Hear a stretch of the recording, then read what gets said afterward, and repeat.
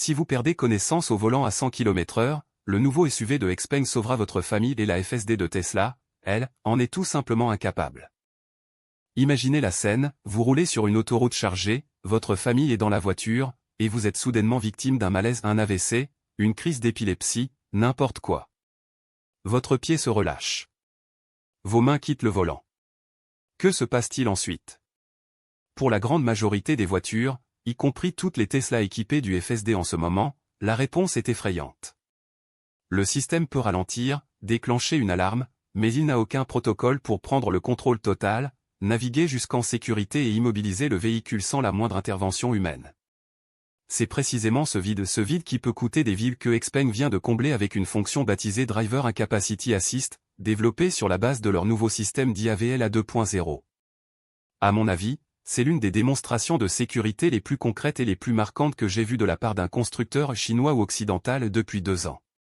Et le fait qu'elle ait été présentée non pas dans un centre d'essai contrôlé, mais sur de vraies routes ouvertes en Chine, la rend encore plus difficile à ignorer. Le GX, le nouveau SUV électrique de taille intermédiaire de XPeng, est le premier véhicule au monde à avoir testé publiquement cette capacité. Le Monospace X9 bénéficie du même système. Les deux tournent sous VLA 2.0, la deuxième génération du modèle Vision Language Action de XPeng. En clair, un grand cerveau y acquilit la route comme le ferait un humain de façon contextuelle, pas seulement réactive. Alors, que fait concrètement le système lorsqu'il détecte un conducteur incapacité? D'après les tests sur route ouverte réalisés dans le GX, voici la séquence. Les caméras intérieures et les capteurs biométriques détectent que le conducteur ne répond plus. VLA 2.0 prend alors le contrôle total, pas seulement le maintien de voie sur autoroute, mais la prise de décision complète, vérification des angles morts, clignotants, négociation avec le trafic environnant, recherche d'un créneau sûr, rabattement sur le côté, et arrêt complet du véhicule. Le système active ensuite les feux de détresse et, d'après ce qui a été montré, déclenche un appel au service d'urgence. C'est un comportement de niveau L4 dans un scénario précis et délimité.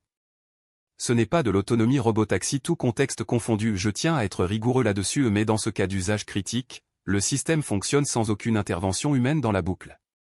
À mon sens, ce qui est encore plus remarquable, c'est la performance globale de VLA 2.0. Des journalistes ont soumis le GX à 20 scénarios urbains à haute difficulté en heure de pointe le soir, le genre de conduite chaotique et imprévisible qui met en défaut la plupart des systèmes ADAS. Changement de voie serrée face à un trafic agressif, intersection complexe, obstacles surgissant de nulle part. Le verdict, VLA 2.0 se montre nettement plus posé que la première génération sur le P7. Moins agressif, plus attentif aux autres usagers et comme si le système avait développé un meilleur jugement, pas seulement des réflexes plus rapides. Pour replacer les choses dans leur contexte, le premier VLA avait la réputation d'être un peu trop impulsif. La version 2.0 semble avoir sérieusement corrigé le tir. J'avoue que j'étais sceptique quand XPeng a annoncé pour la première fois une architecture VLA, ça sonnait comme du marketing. Les résultats en conditions réelles commencent à me faire changer d'avis. Parlons maintenant de l'éléphant dans la pièce, parce que je sais que c'est pour ça que la moitié d'entre vous a cliqué. Tesla FSD actuellement en version 13, en route vers la 14 est franchement impressionnant sur autoroute et de plus en plus capable en milieu urbain. Des testeurs indépendants ont relevé que XPeng VLA 2.0 est désormais globalement comparable à FSD V13 au quotidien. C'est une affirmation qui a du poids. Il y a 1 an, j'aurais dit que Tesla conservait une longueur d'avance nette en termes de fluidité générale. Cet écart s'est considérablement réduit, voire comblé. Mais c'est là que la comparaison devient vraiment tranchante, Tesla FSD ne dispose d'aucun protocole d'incapacité du conducteur. Si vous perdez connaissance au volant d'une Tesla en autopilot, la voiture finira par se ranger, mais la logique est rudimentaire comparée à ce que XPeng vient de démontrer. Pas de prise en charge L4 pleine autorité, pas de navigation intelligente vers un arrêt sécurisé en trafic complexe. Le système de Tesla repose sur le postulat qu'un conducteur conscient est toujours disponible en dernier recours. XPeng vient précisément de construire un système qui supprime ce postulat en cas d'urgence.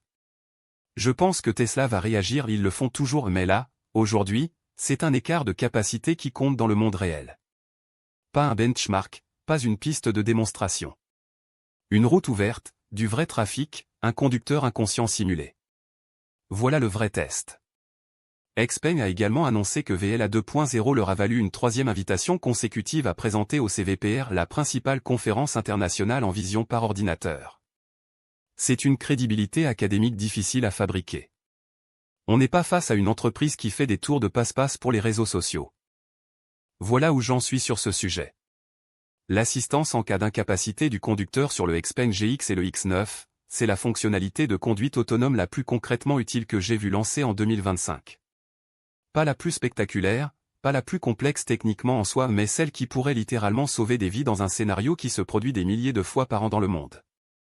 Une crise cardiaque au volant, ce n'est pas une hypothèse d'école. C'est une tragédie documentée, qui se répète. Concevoir un système capable d'y répondre, c'est clairement la bonne priorité. Je dirais aussi que Xpeng a fait preuve d'une vraie intelligence stratégique, plutôt que de courir après Tesla dans la course du « qui peut traverser le pays en autonome », ils ont identifié un cas d'usage précis, défendable, à forte résonance émotionnelle et ils l'ont traité en premier. C'est une autre forme de leadership. Ce que j'ignore encore, comment le système se comporte dans les cas limites, pluie battante, caméra obstruée, conducteur simplement somnole plutôt que réellement incapacité. Ces distinctions sont cruciales pour éviter les faux positifs. Je ne sais pas non plus quel chemin réglementaire attend cette fonctionnalité hors de Chine. Faire homologuer des protocoles d'incapacité du conducteur en Europe ou aux États-Unis, c'est un tout autre chantier. Mais en tant que preuve de concept, en tant que déclaration d'intention, et en tant que test réel sur de vraies routes, ça m'a impressionné. Si vous hésitez entre le GX et une Tesla Model Y ou un BMW 9.3, cette seule fonctionnalité me donnerait très sérieusement envie de regarder Xpeng de plus près. Dites-moi en commentaire, l'assistance en cas d'incapacité du conducteur changerait-elle vraiment votre choix de voiture? Je suis sincèrement curieux de savoir où les acheteurs occidentaux se positionnent là-dessus parce que je pense que la réponse pourrait surprendre plus d'un acteur du secteur. Si vous voulez une couverture honnête et chiffrée des véhicules électriques chinois que les médias occidentaux négligent, abonnez-vous et dites-moi en commentaire, une fonction comme l'assistance en cas d'incapacité du conducteur influencerait-elle vraiment votre prochain achat, ou c'est le genre de truc qu'on apprécie sur le moment et qu'on oublie aussitôt?